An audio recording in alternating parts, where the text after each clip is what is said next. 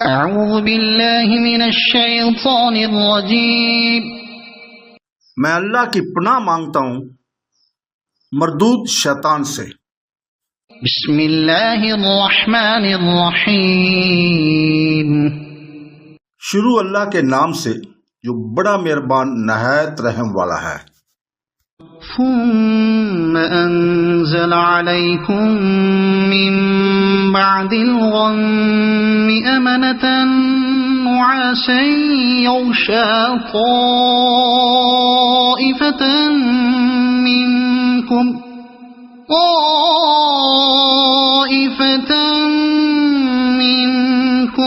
وطائفة قد أهمتهم أنفسهم يظنون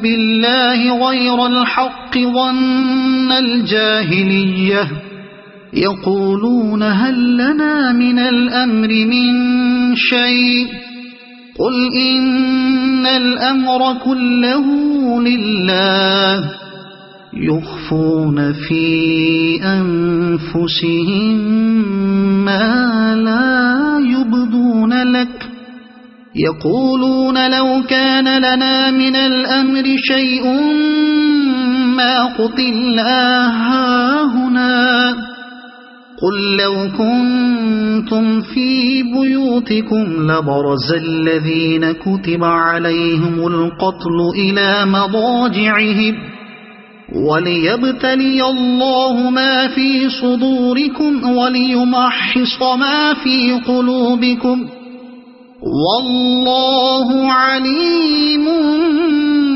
بذات الصدور إن الذين تولوا منكم يوم التقى الجمعان إنما استزلهم الشيطان ببعض ما كسبوا ولقد عفى الله عنهم إن الله غفور حليم۔ پھر اس نے اس غم کے بعد تم پر امن نازل فرمایا اور تم میں سے ایک جماعت کو امن کی نیند آنے لگی۔ ہاں، کچھ وہ بھی لوگ تھے کہ انہیں اپنی جانوں کی پڑی ہوئی تھی، وہ اللہ کے ساتھ ناحق جہالت بھری بدگمانیاں کر رہے تھے اور کہتے تھے کہ کیا ہمیں بھی کسی چیز کا اختیار ہے؟ تو کہہ دے کہ کام تو کل کا کل اللہ کے اختیار میں ہے۔ یہ لوگ اپنے دلوں کے بھید تجھے نہیں بتاتے، کہتے ہیں کہ اگر ہمیں کچھ بھی اختیار ہوتا تو یہاں قتل نہ کیے جاتے۔ کہہ دے اگر تم اپنے گھروں میں ہوتے پھر بھی جن کی قسمت میں قتل ہونا تھا وہ تو مقتل کی طرف نکل کھڑے ہوئے۔ اللہ تعالیٰ کو تمہارے سینوں کی باتوں کا آزمانا اور تمہارے دل کے ارادوں کا نکھارنا تھا۔ اللہ تعالیٰ دلوں کے بھید سے آگاہ ہے۔ تم میں سے جن لوگوں نے اس دن پیٹھ دکھائی جس دن دونوں جماعتوں کی مٹ بھیڑ ہو گئی تھی، یہ لوگ اپنے بعض کرتوتوں کے باعث شیطانی اغوا میں آ گئے، لیکن یقین جانو کہ اللہ نے انہیں معاف فرما دیا۔ اللہ تعالیٰ ہی بخشنے والا اور تحمل والا ہے۔ آیت نمبر 154 اور 155 میں اللہ تعالیٰ نے اپنے بندوں میں پر اس غم و رنج کے وقت جو آسان فرمایا تھا اس کا بیان ہو رہا ہے کہ اس نے ان پر اونگ ڈال دی۔ ہتھیار ہاتھ میں ہے، دشمن سامنے ہے، لیکن دل میں اتنی تسکین ہے کہ انہیں اونگ سے چھکی جا رہی تھی۔ وہ جو امن و امان کا نشان ہے جسے سورہ انفال میں بدر کے واقعہ میں ہے، یعنی اللہ تعالیٰ کی طرف سے امن بصورت اونگ نازل ہوئی۔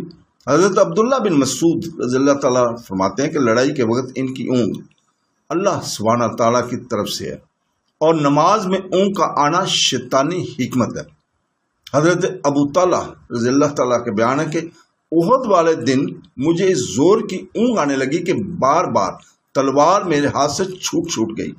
آپ فرماتے ہیں کہ جب میں نے آنکھ اٹھا کر دیکھا تو تقریباً ہر شخص کو اسی حالت میں پایا۔ ہاں، البتہ ایک جماعت وہ تھی جن کے دلوں میں نفاق تھا، یہ مارے خوف و دہشت کے ہلکان ہو رہے تھے اور ان کی بدگمانیاں اور برے خیال حد کو پہنچ گئے تھے۔ پس اہل ایمان، اہل یقین، اہل ثبات، اہل توکل اور اہل صدق کے تو یقین کرتے تھے کہ اللہ تعالیٰ اپنے رسول کو ضرور مدد کرے گا اور ان کی منہ مانگی مراد پوری ہو کر ہی رہے گی۔ لیکن اہل انفاق، اہل شک، بے یقین، ڈھلمل ایمان والوں کی عجیب حالت تھی، ان کی جان اجزاء میں تھی، وہ ہائے وائے کر رہے تھے اور ان کے دل میں طرح طرح کے وسوس پیدا ہو رہے تھے۔ یہ یقین کامل ہو گیا تھا کیا مرے، وہ جان چکے تھے رسول اور مومن نعوذ باللہ اب بچ کر نہیں جائیں گے، اب بچاؤ کی کوئی صورت نہیں۔ فی الحال وقوع منافقوں کا یہی حال ہے کہ جہاں ذرا نیچا پانسا دیکھا تو امیدی کی کنگور گٹاؤں نے انہیں گھیر لیا۔ ان کے برخلاف ایماندار بس سے بدتر حالت میں بھی اللہ تعالیٰ کی سے نیک شگون گمان رکھتا ہے۔ صدق اللہ العظیم۔